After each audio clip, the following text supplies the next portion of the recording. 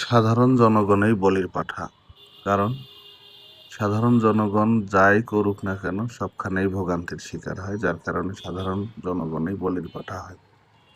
Bangla motor হয়ে Motaleb plaza যারা চলাচল করেন তারা প্রতিনিয়তই দেখতে পান যে সরু রাস্তার উপর ব্যবসায়ীরা মাল মজুত করে রাখে, তারপরে এসে সেই মালগুলো যে ভ্যানগুলো দিয়ে টানানো হয় সেই ভ্যানগুলো দাঁড় করানো থাকে। সেই ভ্যানের পরে এসে যারা ভ্যানে করে মাল সামানা বিক্রি করে, শার্ট প্যান্ট, তারপরে বিভিন্ন ধরনের জিনিসপাতি, আবার ফুড প্রোডাক্টস, এই যে ফাস্ট ফুডগুলোর দোকান, এগুলো নিয়ে এক সারি, তাহলে 3 সারি হয়ে গেল। এই রাস্তায় 3 সারি গাড়ি দাঁড় করানোর পরে আবার রাস্তায় চলাচলকারী অটোরিকশা, রিক্সা তো আছেই, এরা দাঁড়ায়। চলতে চলতে মানে বন্ধ হইতে হইতে এমন হয়ে যায়, একটা প্রাইভেট কার গেলে আর একটা রিক্সা যাইতে খুব কষ্টকর।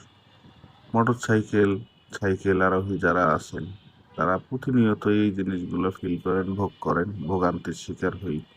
5 মিনিটের রাস্তায় 25 মিনিট, 30 মিনিট, 40 মিনিট পর্যন্ত বসে থাকতে হয়।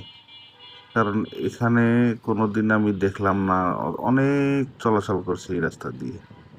অনেক চলাচল করার পরেও কোনোদিন দেখি নাই যে কোনো সড়ক অধিদপ্তর থেকে লোক এসে এই ধরনের উচ্ছেদ অভিযান চালাইছে এই রাস্তাটার মধ্যে। তো প্রতিনিয়তই মানুষ এই রাস্তার মধ্যে যারা রিক্সায় চলাচল করেন তারা হয়তো খুব এই ভোগান্তির শিকার হন, দখলদারিত্বের শিকার। কেউ রাস্তায় চলতে পারছি না, আর কেউ মনে করেন যে ঘন্টার পর ঘন্টা রাস্তা দখল করে ব্যবসা করে।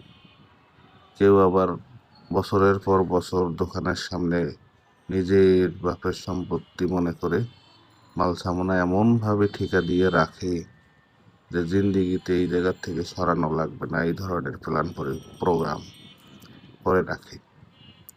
তো যাই হোক, বলছিলাম আমিও দেখলাম বাংলা মোটর থেকে মোতালেব প্লাজার সামন পর্যন্ত আসতে আমার মোটর সাইকেল দিয়ে আসার কথা 2 মিনিটে, সে জায়গায় আমার 15 মিনিট চলে গেছে। ভিডিওটা করছি এই জন্যই যে আসলে কোথায় যাব ভাই, কোন রাস্তায় যাব যেখানে জ্যাম নেই। জ্যাম সব সিটি শহরেই থাকে, কম আর বেশি, কিন্তু ঢাকা শহরের দখলদারিত্বের বিষয়টা বেড়ে যাওয়ায় জ্যামের কারণ বেশি হয়ে গেছে। এই গাড়িগুলো প্রতিবন্ধীদের চালানোর কথা, কারণ ভালো মানুষ, প্রতিবন্ধী মানুষ কয়জন চালায়? ভালো মানুষ বেশি চালায়।